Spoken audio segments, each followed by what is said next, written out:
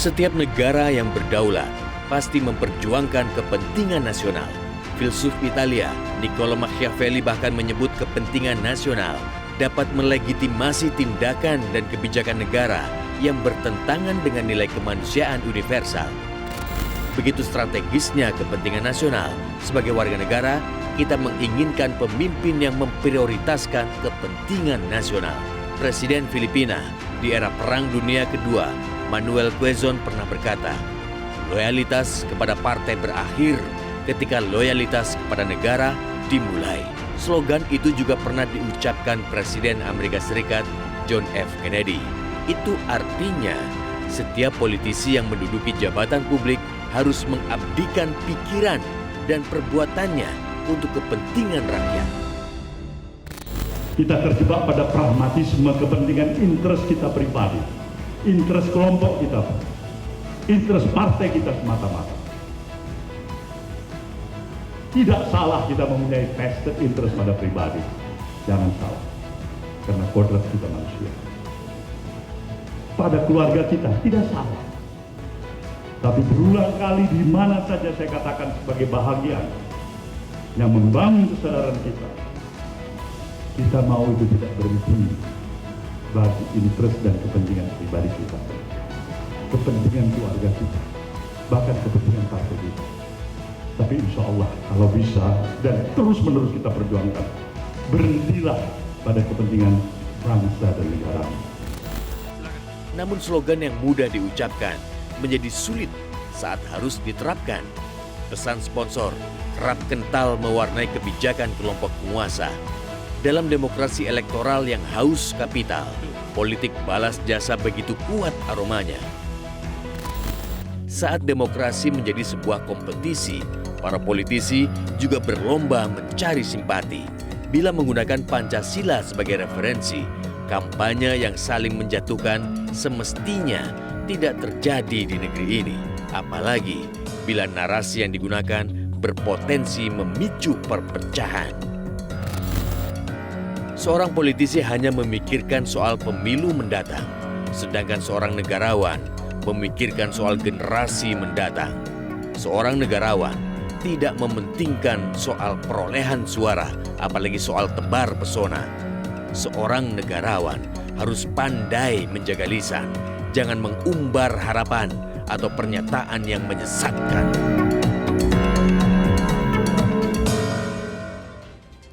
Sebelum kita lanjutkan diskusi, kami melakukan jejak pendapat sederhana melalui media sosial dan hasilnya mayoritas responden menilai para elit politik belum memberi keteladanan. Jadi pertanyaannya, apakah para elit politik sudah memberi keteladanan kepada rakyat? Dan mayoritas menjawab, 87% menjawab adalah belum gitu ya. Nah, saya ingin ke Pak Marsudi. Konsep-konsep berpolitik secara ideal sepertinya masih jauh panggang dari api. Yang terjadi sebetulnya malah saling sikut begitu ya dan saling sikat. Nah, mengapa demikian Pak Marsudi yang terjadi? Karena yang terjadi misalnya yang dirasakan menurut saya ya, janji-janji politik yang ketika disampaikan di ketika kampanye itu tidak semuanya bisa dilaksanakan. Permintaan-permintaannya yang dulu dijanjikan mau dikasih itu tidak bisa terpenuhi. Maka ketika tidak terpenuhi disebut pembohong. Nah, ketika disebut pembohong itu ada akibatnya, berarti mereka mempunyai pendapat bahwa ternyata tidak sesuai dengan yang dikatakan. Nah, karena ada guyonan begini, politik itu bacanya kayak bahasa Inggris, tulisannya bus, bacanya bas, tapi artinya bis. Berarti kalau berpolitik itu bisa ngedebus, ngedebas, ngedebis. Nah, tapi kalau itu yang dilakukan namanya tidak beretika. Ketika tidak beretika maka jawabannya jadi kayak tadi, 80 berapa persen?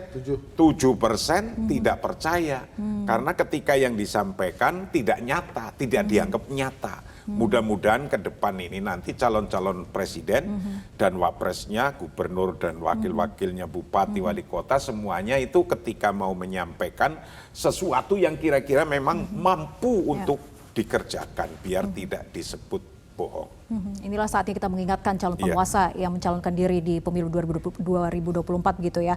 Nah, kemudian kami juga ada jejak pendapat serupa menghasilkan mayoritas responden ini menyatakan pernah terpancing emosinya akibat materi kampanye politik. Jadi 67% menjawab pernah terpancing emosinya.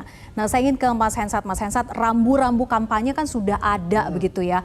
Apa yang masih jadi kelemahan dalam sistem pengawasan pemilu kita sebetulnya? Yang pertama menurut saya trust yang tidak ada. Ya. Jadi rakyat dalam sebuah sistem pemilu, terutama di negara kita ini, pada saatnya ada titik di mana mereka tidak percaya. Sehingga membuat apa yang tadi di jejak pendapatkan itu, yang dilakukan di jejak pendapat itu akhirnya terbacanya demikian gitu ya. Masalah trust ini, kepercayaan kepada pemerintahan ini kan menjadi hal yang penting. Karena sudah beredar pastinya di masyarakat bahwa yang menentukan menang kalah dalam pemilu di Indonesia itu bukan rakyat, tapi tukang hitung. Nah, makanya si tukang hitung ini harus dipercaya oleh publik. Nah, sekarang begini, tadi dikatakan rakyat banyak terpancing emosinya. Karena inilah orang Indonesia. Pada saat ada kompetisi, biasanya all out dalam mendukung.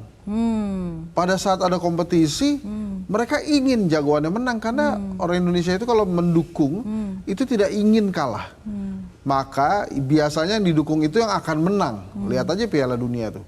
Yang didukung tuh Argentina, Prancis, Inggris, negara-negara yang bisa dipastikan akan berbuat sesuatu tuh dalam kompetisi itu. Jarang ada orang Indonesia kemudian mendukung sebuah negara yang tingkat menangnya itu kecil. Nah, karena biasanya all out, maka dia juga ikut-ikutan mempertaruhkan segala cara, melakukan berbagai hal supaya jagoannya menang. Jadi terdorong dengan sendirinya begitu ya? Iya. Dan apakah wajar seperti ini? Wajar. Hanya saja pemimpinnya nggak boleh kemudian melupakan itu. Seasik-asiknya aja seolah-olah yang di bawah tuh akan ngikuti. Berjuang bersama, tiba-tiba meninggalkan. Itu kan yang supporter utamanya itu tidak semudah itu salaman dengan supporter pendukung lainnya. Walaupun saya sering menyampaikan di berbagai tempat bahwa berpolitik itu sampai di dagu aja, Vera. Jangan sampai hati. Tapi kan itu susah dilakukan dalam implementasi politik. Itulah yang didorong pemilu saat ini kan riang dan gembira begitu ya, santai, tidak ada amarah. Ya, tapi itu kan harus dicontohkan riang gembira itu. Dari para elitnya justru. Dari para elitnya, tidak diajarkan hal-hal yang belum apa-apa sudah melanggar atau sudah menjadi pertanyaan publik gitu. Yang mana tuh? Politik sayang anak misalnya ya, kayak apa yang disampaikan oleh Pak Yusuf Kalla. Itu kan juga memicu pertanyaan-pertanyaan dari publik, loh kok waktu itu ada reformasi memberantas KKN, korupsi dan nepotisme, tapi kemudian kok sekarang mulai lagi muncul. Nah, hal-hal seperti itu kan pasti menjadi pertanyaan. Vera, rakyat Indonesia saat ini sudah pintar-pintar, sudah pandai-pandai. Jangan dibodohi lagi ya. Jangan dianggap bodoh itu loh. Nah, sehingga pada saat tadi Vera menyampaikan bahwa banyak rakyat yang tersulut emosinya, itu karena mereka ingin perubahan yang lebih baik. Mereka ingin mendapatkan kesejahteraan yang lebih baik, maka mereka juga tersulut emosinya. Nah, bagaimana pemimpin-pemimpin kita membaca hal ini? Sepelekah? Mencoba untuk melupakankah? Atau beranggapan bahwa gampanglah rakyat, kita kasih bansos, mereka senang. Apakah begitu? Nah, secara etika misalnya tadi, benar nggak kayak gitu? Ada pemimpin ngasih bansos pada saat rakyatnya ingin perubahan yang nyata. Buat si orang yang ngasih bansos, mungkin itu secara etika dibenarkan, nggak melanggar undang-undang kok. Tapi mungkin bagi para guru-guru kita, para orang alim ulama, habaib, kemudian tokoh-tokoh agama, tokoh masyarakat, mungkin itu salah. Etikanya kenapa? Karena akhirnya rakyat diajarkan untuk berpragmatis Ya, dan hanya transaksional menerima saja. saja. Itulah. Baik, sangat disayangkan. Semoga pemilu 2024 tidak demikian ya Mas Hensat. Oke, ini ada lagi jejak pendapat serupa juga menghasilkan mayoritas responden menilai manuver politik para elit adalah sumber ketegangan dalam pemilu. Jadi pertanyaannya, apakah bila terjadi ketegangan di tahun politik dipicu manuver para elit? Kemudian masyarakat menjawabnya, ini di X Twitter gitu ya, 80% menjawab iya. Nah, kemudian saya akan menanyakan ini kepada Romo. Romo, sepertinya para politisi kita penganut aliran Machiavelli. Benarkah demikian, Romo?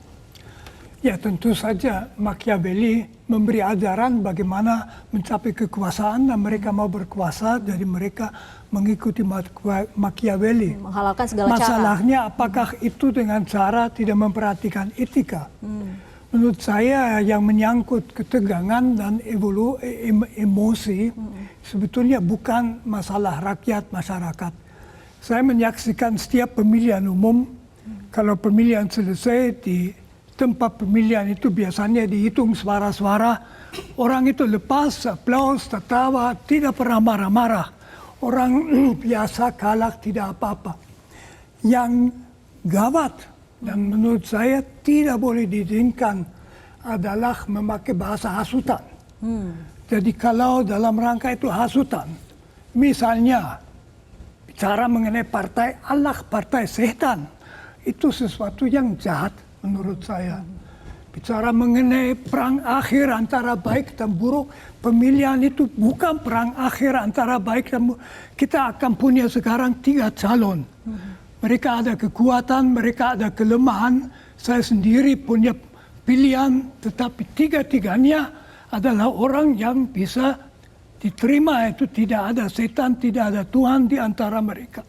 Jadi kita harus bersedia dalam demokrasi, ada perbedaan, ada pro dan kontra, dan itu perlu dihindari. Jadi kita jangan memakai bahasa seperti di dalam pemilihan yang lalu yang memecah belahkan amat keras, padahal masyarakat sebetulnya bersedia bahwa calonnya kalah itu karena memang dari 3 pasangan hanya 1 bisa menang, dan itu semua tahu.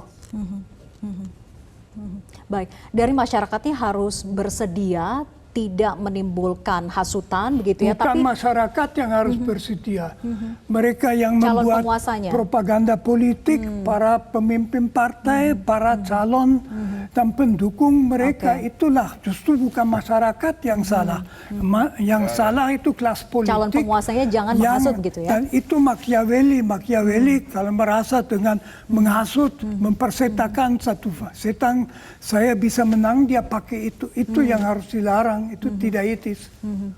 Makanya itu tadi ada umbar janji di awal, yang penting menang dulu, Ya.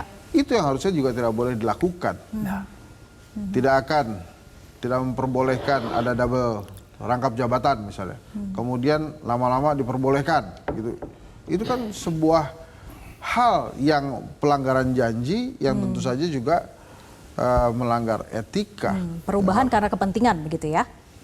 Harusnya tidak boleh lagi dilakukan itu. Oke, harusnya tidak boleh Ya, lagi. itu yang secara sederhana akan disebut bohong. Baik. Oke, dan kita juga ada jejak pendapat ya melalui media sosial menghasilkan mayoritas responden tidak yakin pemilu serentak 2024 akan bebas dari hoax dan kampanye hitam. Sesaat lagi tetap bersama kami.